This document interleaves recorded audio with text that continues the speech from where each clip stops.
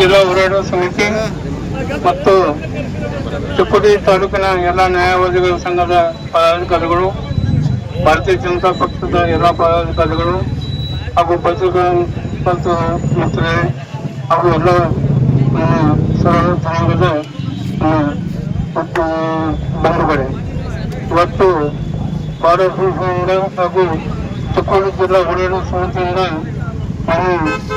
ಪೂಜ್ಯ ಸಂಪಾದನೆಯ ರಾಜಕಾರಣಿಗಳು ಇವತ್ತು ಮನವಿಯನ್ನು ಸಲ್ಲಿಸಿದ್ದಾರೆ. ಈ ಮನವಿಯನ್ನು ಮಾನ್ಯ ಕರ್ನಾಟಕ ಸರ್ಕಾರಕ್ಕೆ ಮಾನ್ಯ ಜಿಲ್ಲಾಧಿಕಾರಿ ಮುಖಾಂತರ ನಾವು ಸರ್ಕಾರಕ್ಕೆ ಕಳಿಸುವಂತ ಹೇಳಿ ಹಾಗೂ ಇಲ್ಲಿಯವರೆಗೆ ತಾವು ಶಾಂತಿಯುತವಾಗಿ ಪ್ರತಿಭಟನೆ ಮಾಡಿ ತಾವು ನಮಗೆಲ್ಲ ಸಹಕರಿಸಿದ್ದಕ್ಕೆ ತಮಗೆ ಉತ್ಪೂರ್ವಕವಾಗಿ ಆಗಸ್ಟ್ 15 ಆಗ್ಲಿ 26 ಜನವರಿಗೆ ನಾವು ಪ್ರತಿ ಸಲ ಈ ಚಿಕ್ಕೋಡಿ ಜಿಲ್ಲಾ ಹೋರಾಟ ಸಮಿತಿ ವತಿಯಿಂದ ಎಲ್ಲರ ಬೆಂಬಲ ಕೋರುತ್ತಾ ಅವರು ಪ್ರತಿ ಸಲ ಸತ್ಯಾಗ್ರಹ ಕೊಡುತ್ತಾರೆ. ಆದರೆ ಈ ಸರ್ಕಾರ, ರಾಜ್ಯ ಸರ್ಕಾರ ಕಣ್ಣು ಮುಚ್ಚಿ ಕೂತಿದೆ. ಪ್ರತಿ ಸಲ ನಾವು ಮಾಡ್ತೀವಿ ಅಂತೂ ಯಾರಾದ್ರೂ ಒಂದು ಸ್ಟೇಟ್ಮೆಂಟ್ ಮಾಡ್ತಾರೆ ವಿನಃ ಅದನ್ನು ಮಾಡುವ ಇಚ್ಛಾಶಕ್ತಿ ಕೊರತೆ ಅವರಲ್ಲಿ ಕಾಣಿಸ್ತದೆ. ಆ ಕಾರಣ ಶ್ರೀಗಳ ನೇತೃತ್ವದಲ್ಲಿ ನಾವು ಇಂದು ಹೋರಾಟ ಮಾಡುತ್ತಾ ಈ ಸರ್ಕಾರದ ಮೇಲೆ ಒತ್ತಾಯ ಮಾಡುತ್ತೇವೆ.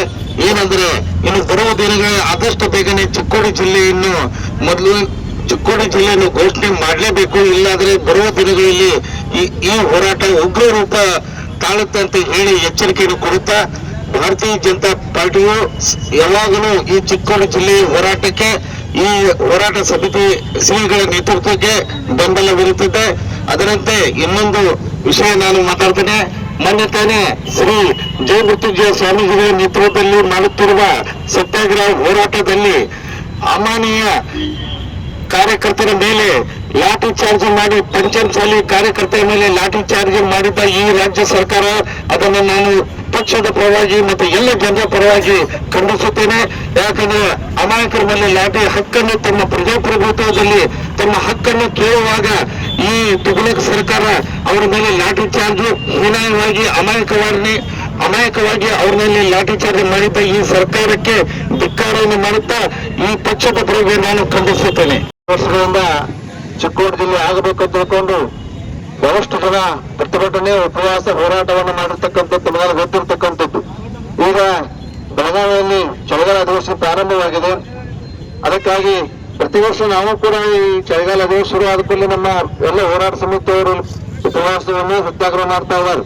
ಈ ವರ್ಷ ಎಲ್ಲ ರಾಜಕಾರಣಿಗಳು ಇವತ್ತು ಅಲ್ಲಿ ಅಧಿವೇಶನ ಒತ್ತಾಯ ಮಾಡಬೇಕು. ನಮ್ಮ ಭಾಗದವರು ಇವತ್ತು ಆ ಅಧಿವೇಶನದೊಳಗೆ ಚಿಕ್ಕೋಡಿ ಜಿಲ್ಲೆ ಘೋಷಣೆ ಆಗುವ ಸಲುವಾಗಿ ಶಾಸಕರು, ವಿಧಾನ ಪರಿಷತ್ ಸದಸ್ಯರು ಕೂಡ ಒತ್ತಾಯ ಮಾಡಬೇಕು. ಚಿಕ್ಕೋಡಿ ಜಿಲ್ಲೆ ಆದರೆ ಅತನಿಯವರಿಗೆ ಬಹಳಷ್ಟು ಲಾಭ ಇದೆ. ಜೊತೆಗೆ ನಿಪ್ಪಾಣಿ ಅವರಿಗೆ, ಕಾಗವಾಡದವರಿಗೆ, ರಾಯಬಾಗದವರಿಗೆ, ಕುಡ್ಚಿ ಅವರಿಗೆ ಬಹಳಷ್ಟು ಅನುಕೂಲ ಆಗ್ತದೆ. ಆದಷ್ಟು ಒಳಗೆ ನಾವು ಚಿಕ್ಕೋಡಿ ಜಿಲ್ಲೆ ಆಗಲಿ ಒತ್ತಾಯ ಮಾಡ್ತಕ್ಕಂಥದ್ದು. ಚಿಕ್ಕೋಡಿ ಜಿಲ್ಲೆ ಆದರೆ ಚಿಕ್ಕೋಡಿಗಿಂತ ಹೆಚ್ಚು ನಮ್ಮ ತಾಲೂಕುಗಳಿಗೆ 4-5 ತಾಲೂಕು ಲಾಭ ಆಗ್ತದೆ, ರೈತರಿಗೆ ಅನುಕೂಲ ಆಗ್ತದೆ. ಇದರಿಂದ ಚಿಕ್ಕೋಡಿ ಜಿಲ್ಲೆ ಆಗಬೇಕು ತಿಳ್ಕೊಂಡು ನಾವು ಪ್ರತಿಭಟನೆ, ಹೋರಾಟ, ಉಪವಾಸ ಮಾಡುತ್ತಾ ಬಂದಿದ್ದೇವೆ.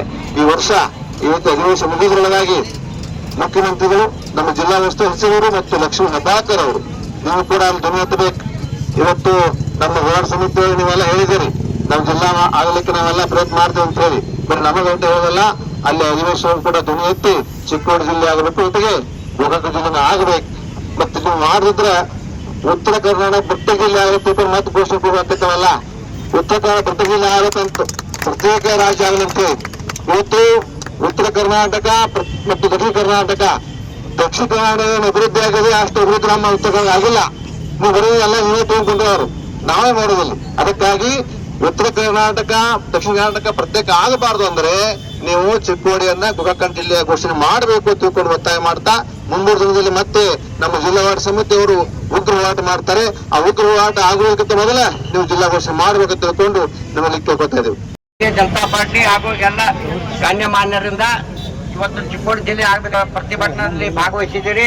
ಎಲ್ಲ ಭಾಗವಹಿಸಂತ ಪತ್ರಕರ್ತರಿಗೆ ಹಾಗೂ ವಿದ್ಯಾರ್ಥಿಗಳಿಗೆ, ಪೊಲೀಸ್ ಸಿಬ್ಬಂದಿಯವರಿಗೆ ಎಲ್ಲರಿಗೂ ಅವರಿವರನ್ನದೇ ಎಲ್ಲರಿಗೂ ನಮ್ಮ ಹೋರಾಟ ಸಮಿತಿಯಿಂದ ತುಂಬ ಹೃದಯದ ಅಭಿನಂದನೆಗಳು ಸಲ್ಲಿಸುತ್ತೇವೆ. ಜೈ.